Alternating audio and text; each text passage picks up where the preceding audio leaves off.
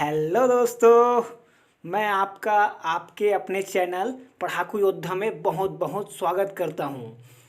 दोस्तों, हम लोगों ने उत्सर्जन तंत्र के बारे में एक पार्ट देख लिया था और दूसरा पार्ट हम लोग आज कंप्लीट कर रहे हैं।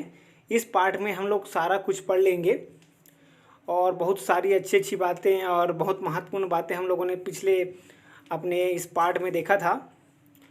और मानव का उत्सर्जन तंत्र जो टॉपिक है उसके अंतर्गत हम लोगों ने बहुत बढ़िया क्लास एक कर ली है।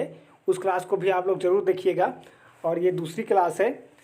और मैं आपको बता दूं कि पौधों के उत्सर्जन तंत्र के बारे में भी मैंने एक क्लास लिया हुआ है जो कि आपके एसीएफ के सिलेबस में है और बहुत सारे महत्वपूर्ण परीक्षाओं में ये बातें आपके लिए उपयोगी होंगी दोस्तों। तो ज़रूर देखिएगा सभी पार्ट। और आज का हम लोग शुरू करते हैं। मैंने आपको पिछले पार्ट में बताया था कि मैं वृक्क से संबंधित रोगों के बारे में आपको बताऊंगा और मूत्र निर्माण की क्रियाविधि तथा आज मैं और कुछ अच्छी बातें बताऊंगा जिसमें मूत्र के संरचना के बारे में कि उसमें आखिर कौन कौन से पदार्थ होते हैं। क्योंकि कई बार ऐसा प्रश्न बनता है कि मूत्र में कौन सा पदार्थ नहीं पाया जाता है या पाया जाता है ना, उसमें आपको चुनना पड़ता है। और बहुत सारे ऐसे महत्वपूर्ण विशिष्ट पदार्थ होते हैं जो आपको पता भी नहीं होंगे। ठीक है दोस्तों, और अगर पता होगा तो आपका रिवीजन हो जाएगा। तो वो ऐसे प्रश्न बिल्कुल बनते हैं। तो मैं उसके संरचना के बारे में भी बताऊंगा कि कौन कौन से पदार्थ पाए जाते हैं और कौन कौन से पदार्थ नहीं पाए जाते हैं। और कुछ पदार्थ ऐसे होते हैं जिनके बारे में ऐसा पूछा जाता है कि ये किससे बनता है ना, किसके विभाजन से, अपघटन से, तो वो भी मैं आपको बताऊंगा। चलिए दोस्तों, सबसे पहले तो अभी हम लोग रोगों के बारे में देख लेते हैं। और आपका सबसे पहला रोग है पथरी, जिसको स्टोन ऑफ किडनी बोलते हैं। और दोस्तों, आप लोगों ने कई बार सुना होगा कि हमारे आसपास किसी के किडनी में एक पथरी हो जाता है। किडनी को ही गुर्दा कहा जाता है दोस्तों, और सामान्य हिंदी भाषा में इसको वृक्क कहा जाता है। तो आपको पता ही होगा इसके बारे में, याद रखिएगा। और क्योंकि कई बार नाम को चेंज करके देता है आपके पेपर में, तो वृक्क याद रखिएगा, गुर्दा याद रखिएगा, और इसी को इंग्लिश में बोलते हैं किडनी। और किडनी में ही क्या हो जाता है, पथरी, है ना, पथरी हो जाता है। और वास्तव में ये पथरी क्या होता है दोस्तों, इसको बोलते हैं कैल्शियम ऑक्सलेट। ठीक है, तो आप लोग समझ चुके होंगे। लेते हैं, और लक्षण में आप लिखा देख ही रहे होंगे कि मूत्र मार्ग में दर्द एवं जलन होने लगती है ना, तथा उदर भाग में दर्द होता है। उदर मतलब पेट वाले भाग में क्या है, दर्द होता है। तो जब भी ऐसा कुछ लक्षण बहुत ज़्यादा जब होता है, एकदम से डर नहीं जाना है, लेकिन जब किसी को बहुत ज़्यादा होने लगे ऐसा, तो चेक कराना चाहिए। और देखिए, दर्द एवं जलन होता है मूत्र मार्ग में, और उदर भाग में भी क्या होता है, दर्द होने लगता है। तो जब भी ऐसी घटनाएं दिखाई दे तो तुरंत चेक कराना चाहिए, और इसका इलाज संभव है दोस्तों, है ना। तो डरने वाली कोई बात नहीं है। और कारण क्या होता है इसका कारण होता है कैल्शियम की अधिकता या जीवाणुओं का संक्रमण। कैल्शियम की अधिकता या जीवाणुओं का संक्रमण। तो कैल्शियम की अधिकता क्यों होती है, मैंने बताया ना कि वही जो हम लोग बीज जो खाते हैं, मिर्च और टमाटर के, ऐसे मतलब जो भी सब्जियां होती हैं उसके बीज में अधिकतर इसकी अधिक मात्रा होती है कैल्शियम ऑक्सलेट की।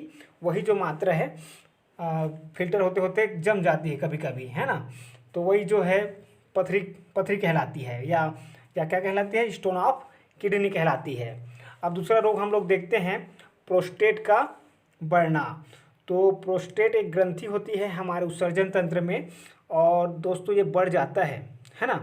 तो जब बढ़ जाता है तो बहुत ज़्यादा ये परेशानी हो जाती है। ठीक है, और मूत्र मार्ग में अवरोध के कारण अवरोध हो जाता है। देखिए, कोई भी चीज़ जब बढ़ जाएगी तो रास्ते में रोड़ा अटकाएगी ना, तो यही चीज़ है कि मूत्र त्याग में परेशानी होती है। ठीक है, और अधिक आयु होने के कारण हो जाती है कई बार।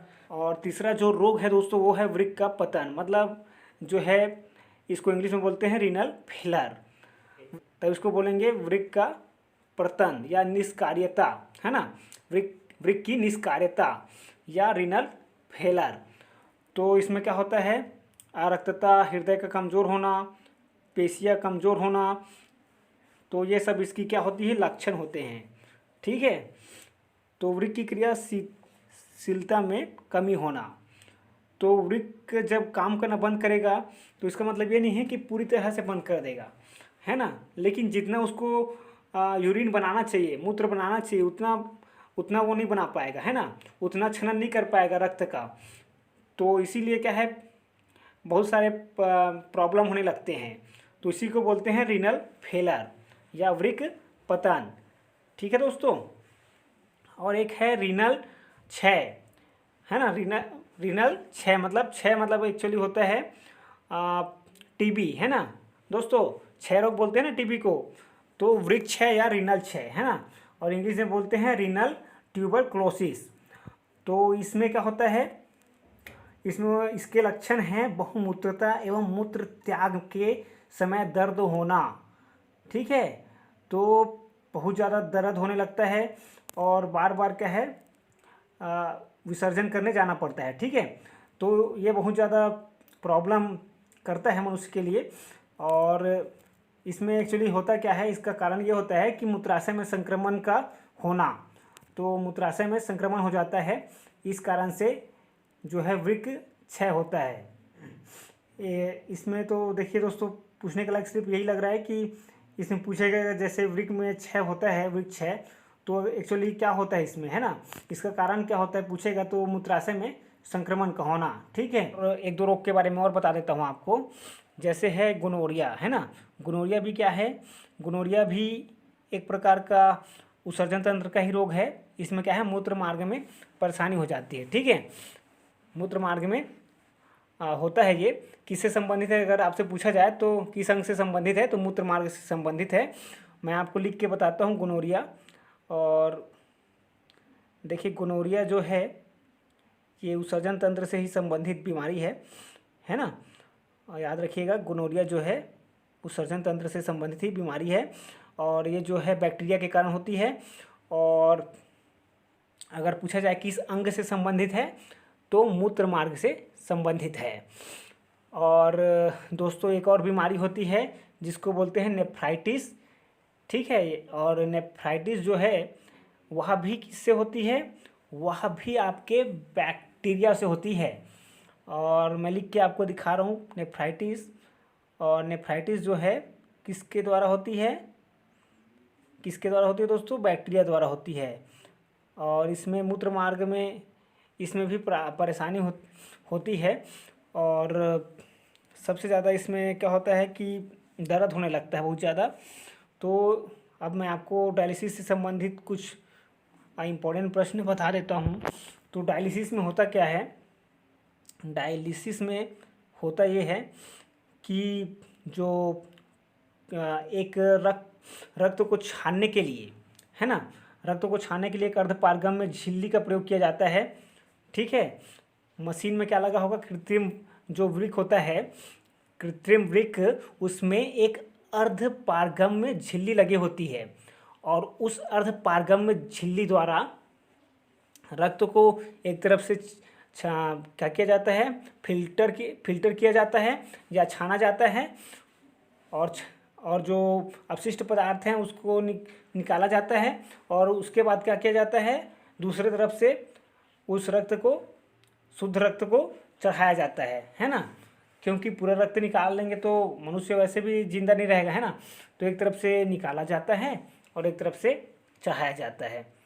तो इस प्रकार से डायलिसिस होती है। और जैसे आपको पूछा जाएगा कि रक्त में जो यूरिया होती है मुख्य रूप से उसका क्षरण किया जाता है, तो रक्त में वास्तव में कितना, जो सामान्य मात्रा रक्त में यूरिया की कितनी होनी चाहिए, तो आप बताएंगे कि 7 से जो है 20 मिलीग्राम पर डेसीलीटर होना चाहिए दोस्तों, है ना।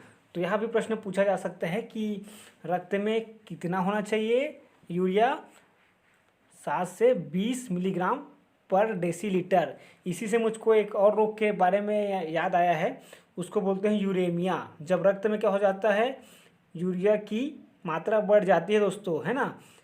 तो वृक्क से संबंधित एक और रोग के बारे में मैंने आपको बता दिया है कि इसका नाम क्या है, यूरेमिया। इसमें क्या हो जाता है अगर पूछा जाए तो आप बताएंगे कि यूरिया की मात्रा रक्त में बढ़ जाती है, ठीक है। और वास्तव में कितना होना चाहिए सामान्य यूरिया, रक्त में सामान्य रूप से कितनी यूरिया होनी चाहिए, 7 से 20 मिलीग्राम पर डेसीलीटर।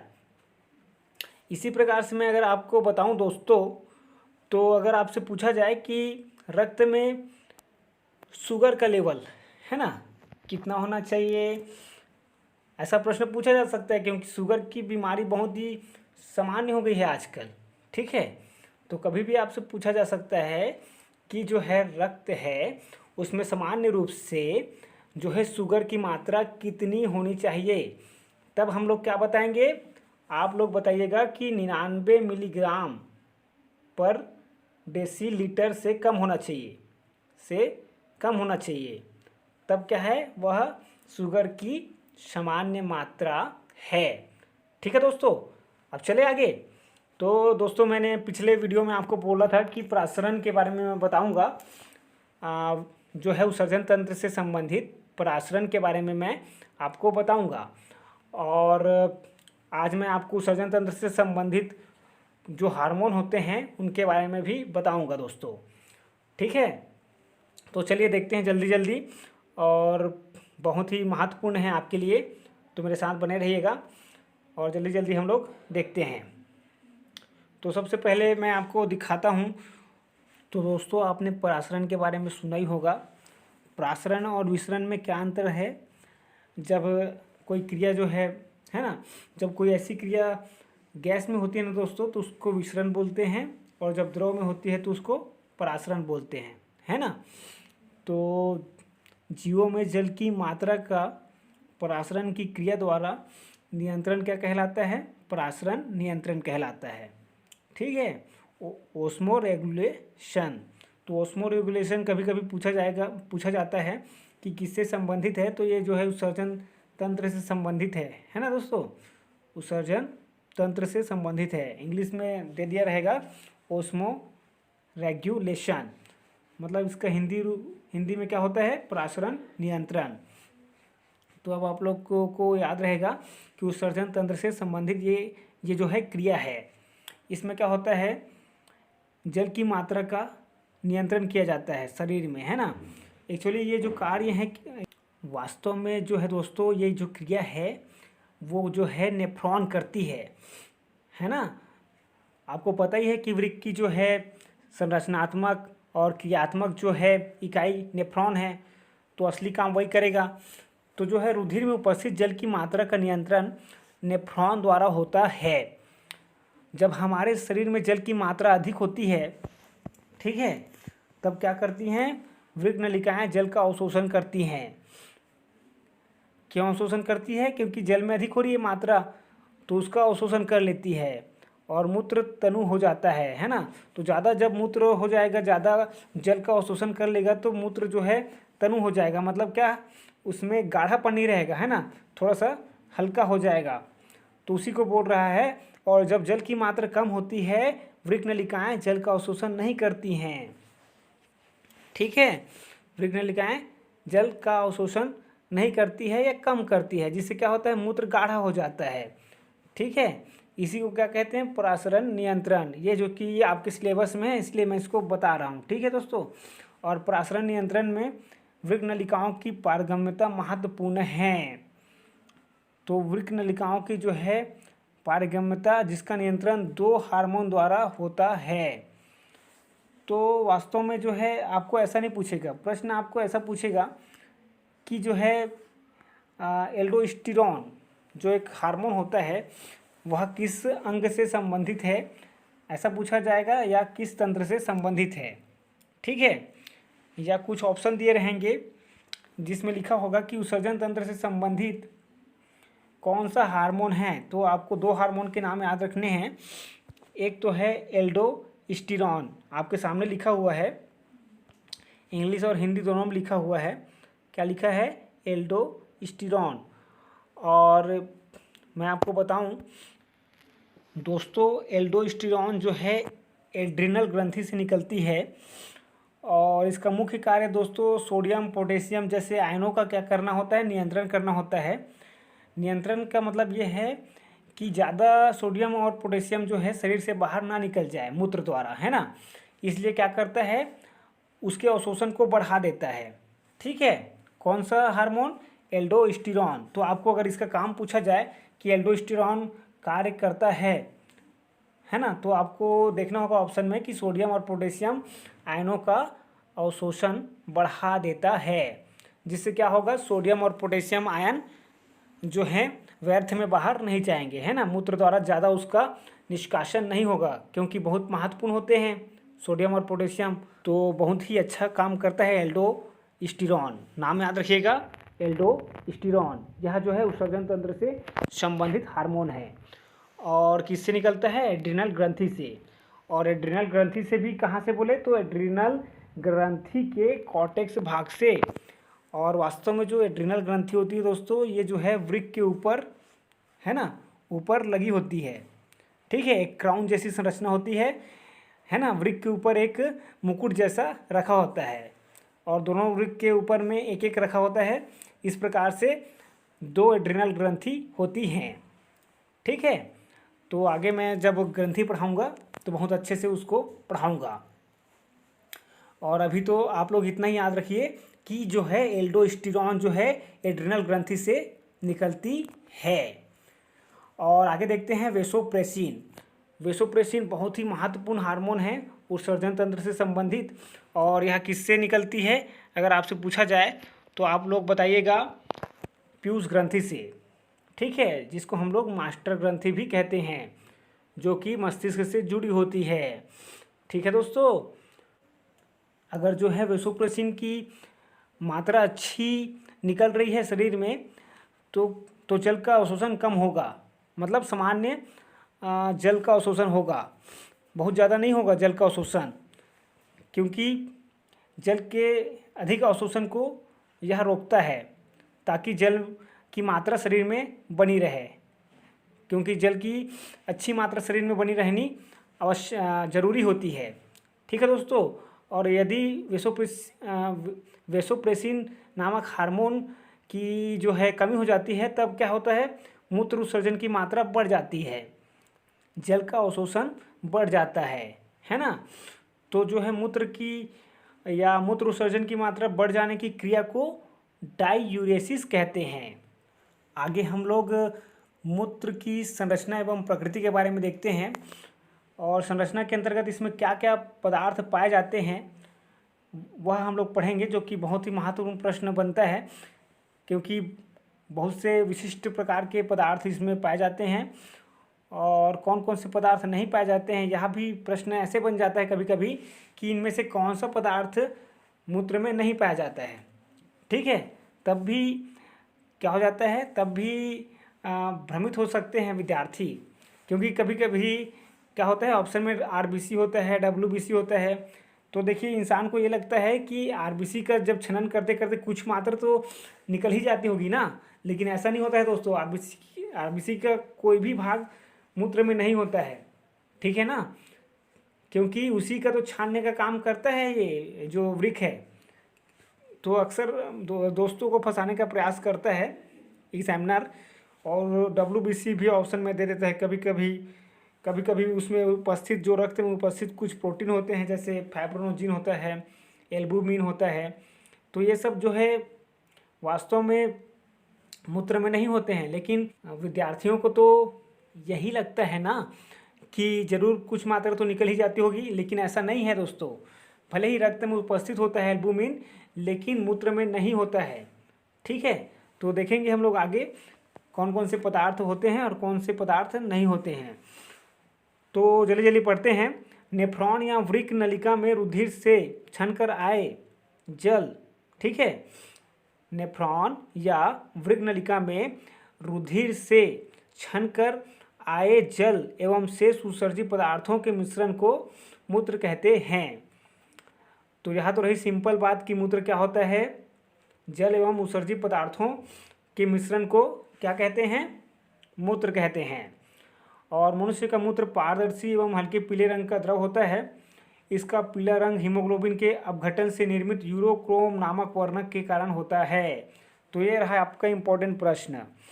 आपको पूछा जाता है कि मूत्र का पीला रंग किसके कारण होता है, तो आप बताएंगे यूरोक्रोम के कारण। और कभी कभी यह प्रश्न भी बनता है दोस्तों कि यूरोक्रोम आखिर बनता किससे है। तो यूरोक्रोम जो है दोस्तों किससे बनता है, हीमोग्लोबिन के अपघटन से बनता है। तो यह बात भी आपको याद रखनी है और बहुत महत्वपूर्ण है। और अब हम लोग देखते हैं मूत्र के गंध के बारे में आगे। तो मूत्र के गंध का कारण जो है देखते हैं अच्छे से, थोड़ा सा सेट कर लेता हूँ पहले मैं, फिर देखते हैं। तो चलिए दोस्तों, मूत्र का गंध का जो है कारण जो होता है वह कुछ और नहीं दोस्तों,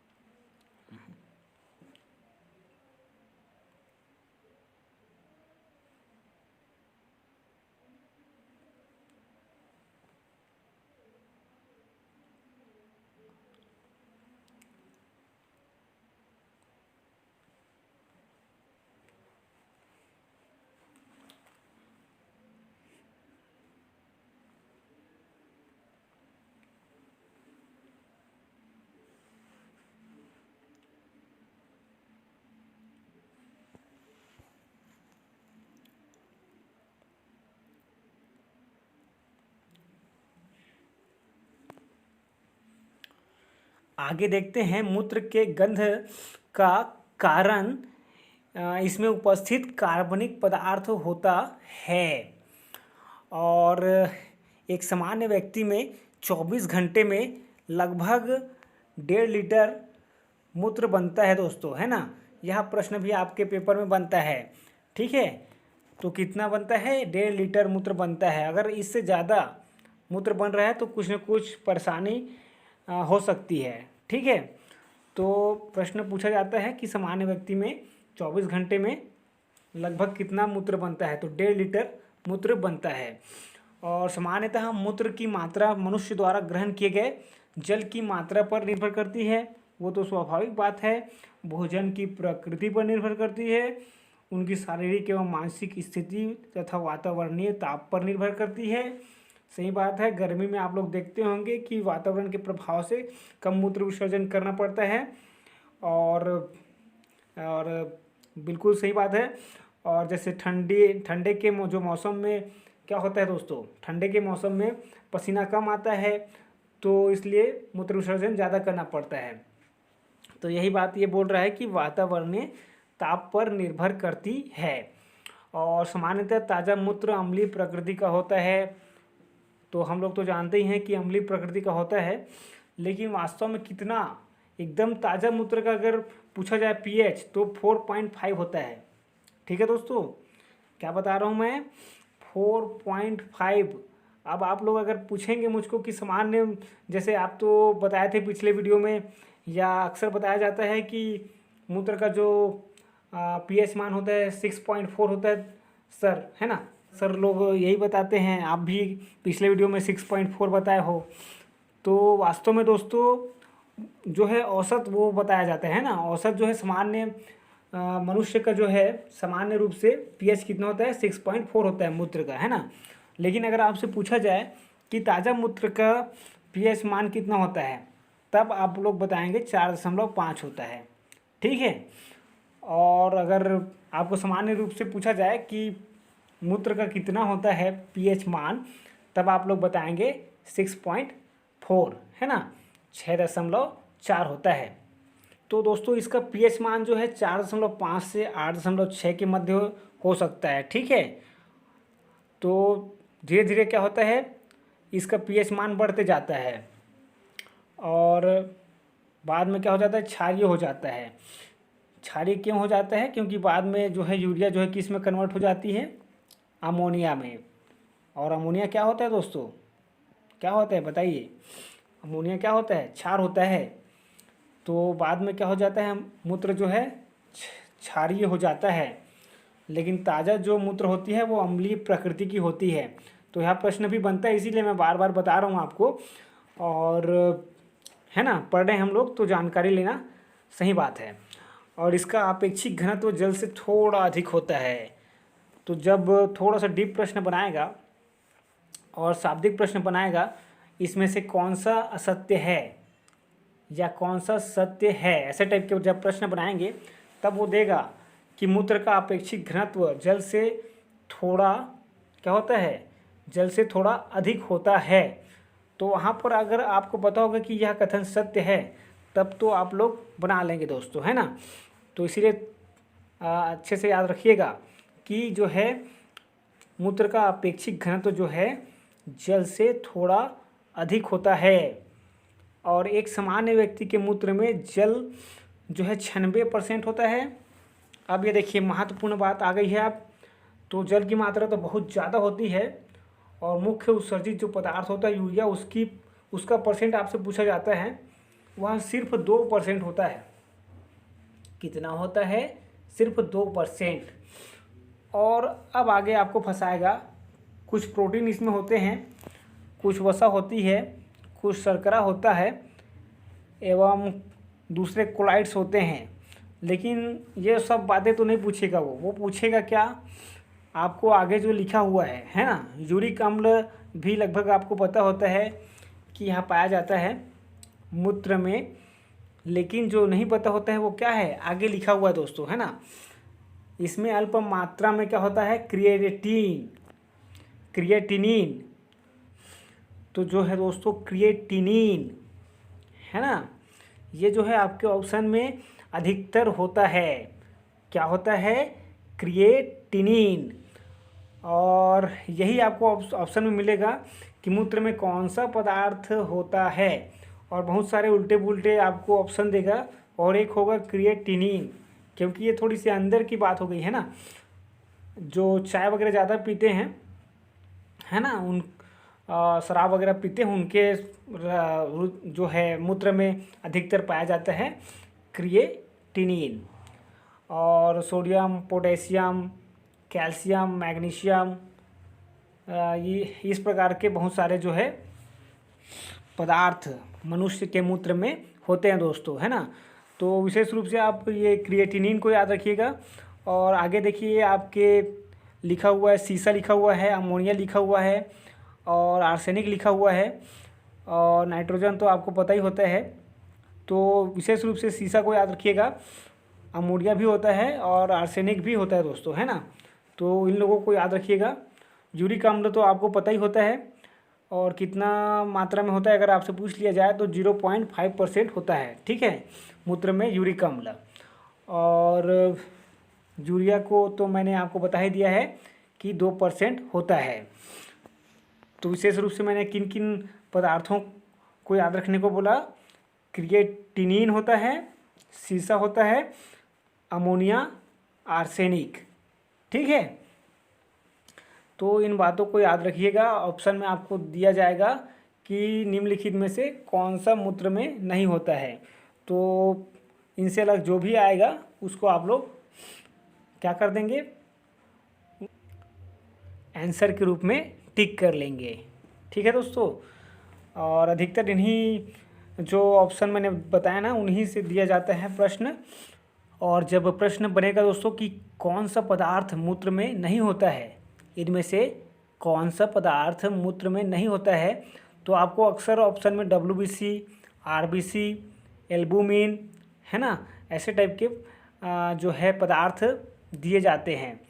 तो आप लोग याद रखिएगा कि रक्त का कोई भी भाग, है ना, जैसे WBC है, RBC है, प्लेटलेट्स है, ये कुछ भी जो है मूत्र में थोड़ी भी मात्रा में नहीं होता है, ठीक है। तो ये ऑप्शन तो तुरंत गलत कर दीजिएगा। अब क्या क्या होता है हम लोगों ने पढ़ ही लिया है, ठीक है, तो आप लोग बना ही लेंगे। और एल्बुमिन करके अक्सर करके देखिए आपके ऑप्शन में एल्बुमिन दिया रहता है, ठीक है। और एल्बुमिन के साथ साथ आपको और क्या दिया रहता है, एल्बुमिन तो है और कुछ और प्रोटीन जो होते हैं रक्त में, जैसे फाइब्रोनोजिन है, हिपैरिन है। तो ये जो होते हैं दोस्तों प्रोटीन, है ना, ये जो प्रोटीन होते हैं दोस्तों जो रक्त में पाए जाते हैं, ये जो है मूत्र में नहीं होता है, ठीक है। भले दूसरे प्रकार के प्रोटीन आपको मिल सकते हैं मूत्र में, लेकिन रक्त में पाए जाने वाले प्रोटीन नहीं होते हैं। चलिए दोस्तों आगे देख लेते हैं डाईयूरेसिस या ड्यूरेसिस। तो इसको हमने पीछे पढ़ा कि जो है मूत्र विसर्जन की मात्रा बढ़ जाना, यही क्या कहलाता है, डाईयूरेसिस कहलाता है ना। उसी को लिखा हुआ है कि जो है मूत्र की मात्रा के बढ़ जाने को ड्यूरेसिस कहते हैं, या मूत्र स्राव की मात्रा के बढ़ जाने को ड्यूरेसिस कहते हैं, ठीक है दोस्तों। तो वे पदार्थ जो इसको क्रियान्वित करते हैं उन्हें ड्यूरेटिक कहते हैं, ठीक है। क्या कहते हैं, ड्यूरेटिक कहते हैं। और आपसे पूछा जा सकता है कि ड्यूरेटिक पदार्थ कौन कौन से हैं, इसीलिए मैं इसको बता रहा हूँ दोस्तों, है ना। ऑप्शन में दिया रहेगा निम्न में से कौन सा ड्यूरेटिक पदार्थ नहीं है, तब भी आप नहीं बता पाएंगे अगर आप नहीं पढ़े होंगे। और अगर ऐसा पूछ लिया जाए कि कौन सा ड्यूरेटिक पदार्थ है, तब भी आप नहीं बता पाएंगे अगर नहीं पढ़े होंगे। इसलिए मैं एक बार आपको बता देता हूँ, ठीक है दोस्तों। तो जो है किन्हें ड्यूरेटिक पदार्थ कहते हैं, वे पदार्थ जो ड्यूरेसिस की क्रिया को क्रियान्वित करते हैं उन्हें ड्यूरेटिक कहते हैं, ठीक है। मतलब मूत्र स्राव की क्रिया, है ना, की मात्रा जो बढ़ रही है उसको क्रियान्वित कौन करता है, मूत्र की मात्रा कब बढ़ती है ना। मूत्र स्राव की जो है मात्रा किनके प्रभाव से बढ़ती है, तो जब शरीर में यूरिया ज़्यादा होने लगेगा ना, यूरिया की मात्रा बढ़ जाएगी, तो सिंपल सी बात है ना कि मूत्र स्राव की मात्रा भी बढ़ जाएगी। तो यूरिया जो है ड्यूरेटिक पदार्थ होता है, इस बात को आप लोग याद रखिएगा। जो मूत्राशय जो है मूत्र स्राव को बहुत अधिक प्रभावित करता है। इसके अलावा मूत्र स्राव का सीधा संबंध सामान्य रक्त में उपस्थित यूरिया की मात्रा पर निर्भर करता है, जो कि साधारण बात है दोस्तों। यह बात तो बिल्कुल आसान है ना कि यूरिया की जितनी मात्रा अधिक होगी रक्त में, उतनी ही क्या है मूत्र स्राव की मात्रा बढ़ेगी, क्योंकि यूरिया को निकालने का प्रयास करेगा ना शरीर। क्योंकि यूरिया एक खराब पदार्थ है, एक अपशिष्ट पदार्थ है। और कैसा अपशिष्ट पदार्थ है, नाइट्रोजनी अपशिष्ट पदार्थ है। मतलब इसमें नाइट्रोजन की मात्रा उपस्थित होती है। तो वही बात यह बता रहा है। यूरिया के अलावा कौन कौन से क्या हैं, ड्यूरेटिक पदार्थ या डाई यूरेटिक पदार्थ हैं। तो यूरिया के अलावा मैनिटॉल, सुक्रोज, ग्लूकोज, कैफीन आदि भी क्या हैं, डाई यूरेटिक पदार्थ हैं दोस्तों, है ना। तो आपको ऑप्शन में दे सकता है कि इनमें से कौन सा डाई यूरेटिक पदार्थ नहीं है, और दिया रहेगा ऑप्शन में मैनिटॉल, सुक्रोज, है ना, कैफीन, और एक ऑप्शन आपको दे देगा कुछ भी दे सकता है दोस्तों, जैसे जल दे देगा, है ना, जल दे देगा, या दे देगा आपको आरबीसी दे देगा, डब्ल्यूबीसी दे देगा, हीमोग्लोबिन दे देगा। तो ऐसे ऑप्शन आपको देगा, और जो भी इनसे अलग ऑप्शन आपको दिखाई दिया वही आपका आंसर हो जाएगा। और आगे हम लोग देखते हैं दोस्तों। अच्छा, ये जो एक तितली आपको दिखाई दे रही है, इसका नाम है दोस्तों स्पॉटेड एंगल, है ना। इसका क्या नाम है, स्पॉटेड एंगल। और ये जो है दोस्तों भोरमदेव, हमारे छत्तीसगढ़ के भोरमदेव नामक अभयारण्य में, है ना, देखी गई है। और एक दुर्लभ प्रजाति है, तितलियों की एक दुर्लभ प्रजाति है स्पॉटेड एंगल। तो इसीलिए मैंने इसको लगा दिया है, क्योंकि आपके आगे जो है एससीएफ के लिए बहुत महत्वपूर्ण है, आपके वन संरक्षक के पेपर के लिए बहुत महत्वपूर्ण होगा ये। और आगे जो दिया हुआ है एक और तितली साथ में मैंने लगा दिया है। इस तितली का नाम दोस्तों, इसका नाम है कृष्णा पीकॉक। यह भी एक महत्वपूर्ण तितली है। आपको पता ही होगा दोस्तों कि हमारे देश में राष्ट्रीय पशु भी है, राष्ट्रीय पक्षी भी है, राष्ट्रीय फूल भी है, और अब राष्ट्रीय तितली का चुनाव होने जा रहा है, और जिसमें 7 तितलियों को चुना गया है, जिनमें से एक तितलियों को हमारे द्वारा ही, जनता द्वारा ही चुना जाना है। ठीक है, तो उसमें से एक तितली है ये, जिसका नाम क्या है, कृष्णा पीकॉक, है ना। तो बहुत ही अच्छी बात है कि हमारे देश में तितलियों को महत्व दिया जा रहा है। और अगर हमारे छत्तीसगढ़ की बात करें तो 159 प्रकार की तितलियां हमारे छत्तीसगढ़ में ही पाई जाती है, जिसमें से एक तितली को शामिल किया गया है राष्ट्रीय तितलियों के जो चयन प्रक्रिया है, उसमें जो 7 तितलियां चुनी गई हैं ना दोस्तों, उसमें से एक तितली हमारे छत्तीसगढ़ छत्तीसगढ़ से भी है, जिसका नाम है कॉमन जेज बेल, है ना। क्या नाम है, कॉमन जेज बेल। और अगर आप देखना चाहें तो गूगल से उसको देख सकते हैं, कॉमन जेज बेल। और स्पॉटेड एंगल के बारे में तो मैंने आपको बता ही दिया है। और पिछले वीडियो में मैंने आपको बोला था कि मूत्र निर्माण की क्रियाविधि, या जिसको नेफ्रॉन की क्रियाविधि कहते हैं, उसको भी बताऊंगा। तो लेकिन मुझको वह ज़्यादा महत्वपूर्ण नहीं लग रहा है दोस्तों, लेकिन फिर भी मैं बता दूं आपको कि 3 चरण में पूरा होता है मूत्र निर्माण की क्रियाविधि, जिसमें से पहला है अतिसूक्ष्म छनन, अल्ट्रा फिल्ट्रेशन, और यह प्रक्रिया बोमन संपुट में होती है। बोमन संपुट आपको पता ही होगा, नेफ्रॉन का एक भाग होता है। ठीक है दोस्तों, मैंने पिछले वीडियो में आपको बता दिया है। और इसी में क्या होता है, इसी में कोशिका गुच्छ, बोमन संपुट में ही रखा होता है ना कोशिका गुच्छ, तो उसी के बारे में आगे लिखा हुआ है कि अभिवाही एवं अपवाही धमनिका द्वारा निर्मित कोशिका गुच्छ या ग्लोमेरुलस द्वारा छनन की प्रक्रिया होती है। ठीक है, तो किसके द्वारा छनन की प्रक्रिया होती है, कोशिका गुच्छ द्वारा। ठीक है, और इसी को इंग्लिश में क्या बोलते हैं, ग्लोमेरुलस, है ना, ग्लोमेरुलस। और इसके द्वारा ही क्या होती है, छनन की प्रक्रिया होती है। और इनकी दीवारों से रुधिर क्षमता है और बोमन संपुट में एकत्रित होता है। इसमें ग्लूकोज, एमिनो अम्ल, लवण एवं प्रचुर मात्रा में जल रहता है, और प्रोटीन के बड़े अणु होने के कारण नहीं छन पाते और रुधिर में ही रह जाते हैं।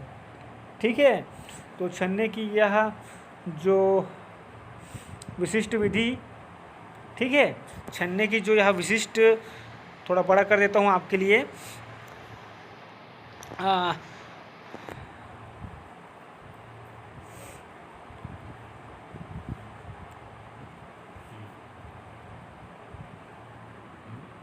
जिसमें बड़े अणु रह जाते हैं और छोटे अणु छन जाते हैं, डायलिसिस कहलाती है। ठीक है, तो इसी को क्या कहते हैं, डायलिसिस कहते हैं। तो मैंने पहले ही आपको बताया था कि डायलिसिस जो है रक्त के छानने की प्रक्रिया होती है एक, और जो है कृत्रिम वृक्क द्वारा भी डायलिसिस होता है, और ये जो है सामान्य जो वृक्क होता है हमारा मनुष्य का, उसके द्वारा भी डायलिसिस की क्रिया होती है, जिसमें छोटे अणु तो छन जाते हैं, है ना, और बड़े अणु रह जाते हैं। ठीक है, या इसके उल्टे भी बोल सकते हैं, जिसमें बड़े अणु तो रह जाते हैं और छोटे अणु छन जाते हैं। ठीक है, इसी क्रिया को क्या कहते हैं, डायलिसिस कहते हैं, या हिंदी में अपोहन कहते हैं। ठीक है, तो इस प्रकार वृक्क के जो नेफ्रॉन हैं डायलिसिस थैलों के समान कार्य करते हैं। ठीक है, छन्नी के समान कार्य करते हैं। तो नेफ्रॉन ही क्या करते हैं, डायलिसिस थैलों के समान कार्य करते हैं। तो अगर प्रश्न बनाना चाहे यहाँ से तो प्रश्न एक बन सकता है कि वृक्क में डायलिसिस थैलों का कार्य कौन करते हैं, ठीक है, या डायलिसिस थैलों के समान कार्य कौन करते हैं। तो उसका उत्तर होगा नेफ्रॉन। ठीक है दोस्तों, अब चले आगे। और दूसरा जो है मूत्र निर्माण की जो दूसरा चरण है, ठीक है, मूत्र निर्माण की क्रियाविधि या नेफ्रॉन की क्रियाविधि का दूसरा चरण क्या है, यह हम लोग अभी देखते हैं। तो दूसरा चरण आपका है वर्णात्मक पुनः अवशोषण, ठीक है, सेलेक्टिव री एब्जॉर्प्शन, ठीक है। तो वृक्क की जो नलिका होती है दोस्तों, वह जो भी उपयोगी पदार्थ होते हैं ना, उसका पुनः अवशोषण कर लेते हैं, है ना, कि कोई भी जो है उपयोगी पदार्थ बाहर जाने ना पाए, ठीक है। इसी को क्या कहते हैं, वर्णात्मक पुनः अवशोषण। और पहले वाले भाग में बहुत सारी जो उपयोगी चीज़ें थी वह भी शायद छन गई होगी, है ना, छन जाती होगी, तभी तो पुनः अवशोषण किया जा रहा है, ठीक है। तो जब छानने की प्रक्रिया होती है ना, तो उसमें जो कुछ उसमें अगर कुछ उपयोगी पदार्थ बाहर निकल गए हैं तो उनका वर्णात्मक पुनः अवशोषण के माध्यम से फिर से अवशोषण कर लिया जाता है, ठीक है दोस्तों। अब देखते हैं नलकीय स्त्रावन, जिसको ट्यूबुलर सिक्रीशन बोला जाता है, और वृक्क की नलिकाओं की रुधिर कोशिकाओं द्वारा अनुपयोगी पदार्थों का स्त्रावन होता है। यह संग्रह नलिका में एकत्रित होकर मूत्राशय में पहुंच जाती है और इस संग्रहित द्रव को मूत्र कहते हैं, और अपशिष्ट द्रव मूत्राशय में निष्कासन के लिए एकत्रित होता है, ठीक है दोस्तों। और मैं एक अच्छी बात आपको बता दूं, जब तीन चौथाई मूत्राशय भर जाता है, तब मनुष्य को आभास होता है कि हमको मूत्र का निष्कासन कर देना चाहिए, ठीक है, और समय समय पर बाहर निकाल दिया जाता है। प्रतिदिन एक स्वस्थ वयस्क व्यक्ति 1 से 1.5 लीटर मूत्र का उत्सर्जन करता है। जैसा कि मैंने आपको पहले ही बता दिया है कि 24 घंटे में 1.5 लीटर, है ना, सामान्य रूप से लगभग 1.5 लीटर मूत्र का उत्सर्जन या विसर्जन किया जाता है। तो उसी बात को यहाँ पर लिखा गया है। तो दोस्तों, आज आपको बहुत कुछ जानने को मिला होगा, और अगर आपको अच्छा लगा होगा दोस्तों तो वीडियो को लाइक कीजिएगा और नए बच्चे सब्सक्राइब कर लीजिएगा हमारे चैनल को।